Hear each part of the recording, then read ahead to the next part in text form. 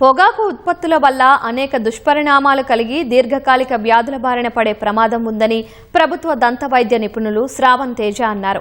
పెద్దపల్లి జిల్లా గోదావరిఖని ప్రభుత్వ జనరల్ ఆసుపత్రిలో ప్రపంచ పొగాకు వ్యతిరేక దినోత్సవం సందర్భంగా నేను పొగాకుకు వ్యతిరేకిని అనే నినాదంతో బ్యానర్ ఏర్పాటు చేసి సంతకాల సేకరణ కార్యక్రమాన్ని చేపట్టారు.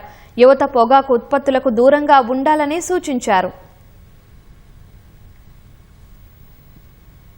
టొబాకో అనేది ఒక భయంకరమైన మహమ్మారి లాంటిది. It's silent killer. Medical conditions అనగా స్ట్రోక్ కానీ, హార్ట్ ఇష్యూస్ కానీ, అతిరోజులు యూరిసుకున్న అట్లాంటి ఎన్నో డెలిటీరియస్ కండిషన్స్ వచ్చే అవకాశం ఉంటుంది. సో అక్కడి వరకు వెళ్లకుండా మనకి ముందే నివారణ చర్య తీసుకొని ఎవ్రీ 6 months ఒకసారి డెంటిస్ట్ ని కానీ, ఈఎన్టీ వాళ్ళని కానీ కన్సల్ట్ అయ్యి మీకు నోట్ లోపల ఎటువంటి అబ్నార్మల్ గ్రోత్స్ లాంటివి ఏమైనా ఉన్నా, నోట్ లోపల మీకు ఇన్ కేసు ఒకవేళ మంటలు అట్లాంటివి రావడం అట్లాంటివి ఉన్నా మీరు తీసుకుని దానికి తగ్గ చికిత్స చేసుకోండి. అందరినీ జీజీహెచ్ రాకుండా డిపార్ట్మెంట్ డెంటిస్ట్రీకి వచ్చి ఈ సర్వీసెస్ అనేవి యూటిలైజ్ చేసుకోండి. Tobacco cessation programs and tobacco cessation counselling ఇస్తున్నాము. 4500 కేసెస్ ని ఈ 2 years స్పాన్ లోపల టొబాకో సెసెషన్ కౌన్సిలింగ్ ఇచ్చి వాళ్ళకి నివారణ పద్ధతి ఎలా చేయాలి, ఎలా చేస్తే వాళ్ళకి టొబాకో తినే వ్యసనం బాగుంటుంది, ఇట్లాంటివన్నీ డిపార్ట్మెంట్ ఆఫ్ సైకియాట్రీ వాళ్ళ సపోర్ట్ తీసుకొని కూడా చేయడం జరుగుతుంది.